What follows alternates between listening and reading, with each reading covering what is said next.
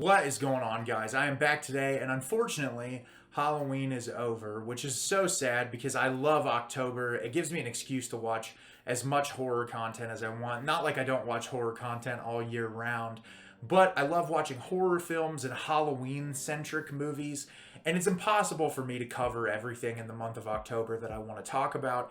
And this was a movie that I watched right around Halloween that is a favorite of mine when it was first released, and I think it's a little underappreciated. And every time I revisit it, I find something about it I love even more, and I wanted to spotlight it because I've never talked about it on my channel before.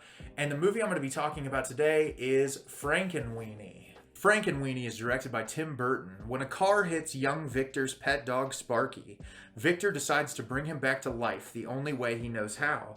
But when the bolt-necked monster wreaks havoc and terror in the hearts of Victor's neighbors, he has to convince them that Sparky's still the good, loyal friend that he was. So, as I said, this is a favorite of mine. I loved this when I first watched it, I believe in 2012. I was still working at a movie theater, watched it for the first time, and was absolutely obsessed with the animation style. I loved that it was in black and white. And I've revisited it several times since it was released in the theater, but it had been a couple of years, and I was excited to revisit it this time around. And I loved it just as much as I did the first time I watched it. And what's interesting is Tim Burton made I believe it's like a 30-minute short film, Frankenweenie, that actually had Shelley Duvall in it back in the 80s, and decided to make a stop-motion animation version of it in 2012. And what I love so much about this film is how much of an homage it is to everything that Tim Burton seemingly loves about the horror genre. Obviously, at the surface, it's paying heavy homage to Frankenstein, but there's so many little nods to other pieces of horror throughout the film, and it's one of the things that I love so much about it, and I think it's a perfect Halloween time movie for that. And I'm going to break the movie down a little bit more when I discuss the plot. So simply enough, we're introduced to Victor Frankenstein, who lives at home with his mother and father and their dog Sparky, and he and Sparky are absolutely inseparable, very similar to me and my three dogs. I love my dogs very much. They're my whole world, so that's another part of the reason why I love this movie so much. And the two of them are inseparable. He is incredibly intelligent, goes to school, is constantly trying to push his intelligence. The kids at school aren't close to him. He's seemingly an outcast. And you can tell his father and mother are trying to push him to be more social, to do things, to kind of interact with kids, and he's really just wanting to be on his own. Well, his father has managed to get him to play on the baseball team. He goes out one day and is playing baseball, and Sparky's out there watching it. They have him tied up to one of the benches while he's watching the game. He breaks out of the little tied up knot that they have for him, chases after the home run that Victor has just hit, and Sparky is ran over by a car shortly after. And he is absolutely devastated. The entire family is devastated. And he's in school one day, and his new science teacher is telling him about electricity. He's giving a lecture about electricity, and he gets this idea that maybe using electricity he can bring Sparky back to life. And then that is when we get essentially the retelling of Frankenstein, right? Sparky is brought back to life, but he is very much himself. He's not this violent, horrible monster. He brings him back to life, and he's the Sparky he knows and loves, other than parts of his body are falling off. The cool part about this is it's a simple monster story, I guess, if you want to look at it that way, but there's also a ton of intelligent commentary laden throughout the entire film.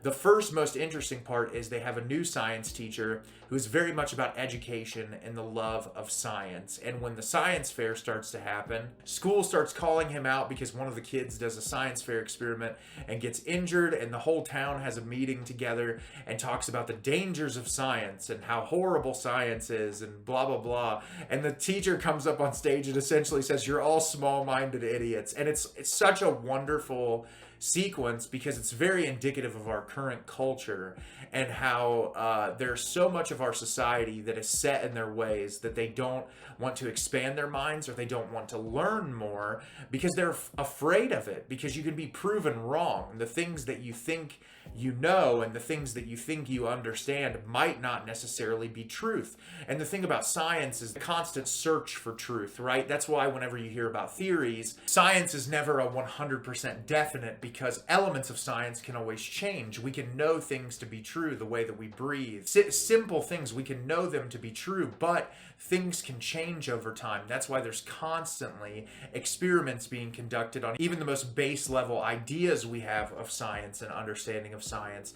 And there's a really great conversation between Victor and his teacher about like the fear of people using science because they're afraid that they'll be proven wrong. And I just think that that part of the movie is so well handled. And then when they find out that Victor has brought Sparky back to life, the entire revolt of the town, because he's essentially created an abomination of nature and has done this thing that shouldn't be done and is being told that he shouldn't do it simply because it hasn't been done before. And that's something that's really fascinating about our society too, is the fear to try things out solely because it hasn't been tried before. And what happens if it works and you can prove that it works, like bringing something back to life. And then the way that the other kids in the class are just so excited to do it, that they figure out about it and they're like, oh, now we need to bring things back to life. I love the way that that element of the story is structured. The third act in this is such a blast. It turns into a giant monster movie almost, and I love the way that the black and white works with that. It just feels like you're watching something from an entirely different era. And obviously Burton, who's had a lot of experience with stop motion animation throughout the entirety of his career, just is perfect here. The execution is incredible. All of the characters look so unique. There are elements to characters that feel like references to some of his other films, which I really like. I feel like at that point in your career, when you're Burton and you've made as many movies as you can make nods to your own work, and it's fine. I think that that's totally cool. I think all the voice actors in this do a really nice job. There's some surprising voice actors that show up in this, some Burton regulars, and I really think that they all do a fantastic job. And the thing about this movie that I love so much is just its simplicity. It doesn't have a super complex storyline, and it doesn't need to, because at its core, obviously there's all those things I talk about with the question of science and the question of search for intellect, but at a very stripped down base level surface, it's just a story about a boy who loves his dog so much that he'll do anything to be back with his dog again. And I think so many pet owners know that experience and how hard it is to lose an animal and to struggle through that and to want everything in the world to be able to see that animal again. And I think the way that it's executed in this movie is fantastic. It's very heartfelt. It's beautiful. It still has that dark, sadistic comedy that Tim Burton is known for. I feel like this film, especially later in Burton's career, where I feel like he's made a lot of duds later on in his career, that this movie sits in with some of his older work. I think it has that same level of charm and rewatchability factor that something like a Beetlejuice has, something very early in his career, or Edward Scissorhands, something that I can just see myself watching over and over again. Frankenweenie falls in that same category. So have you seen Frankenweenie? Did you love it? Did you hate it? Leave me a comment down below. Let me know what you thought. I absolutely love this movie. I love it more every time I revisit it, and I always get excited to rewatch it. As always, if you can like the video and subscribe to the channel, helps me out a lot and lets me know the type of content you're looking for. I'm always putting out new material and look forward to getting more out for you in the near future. And as always, everyone, thank you so much for watching and have a great rest of your day.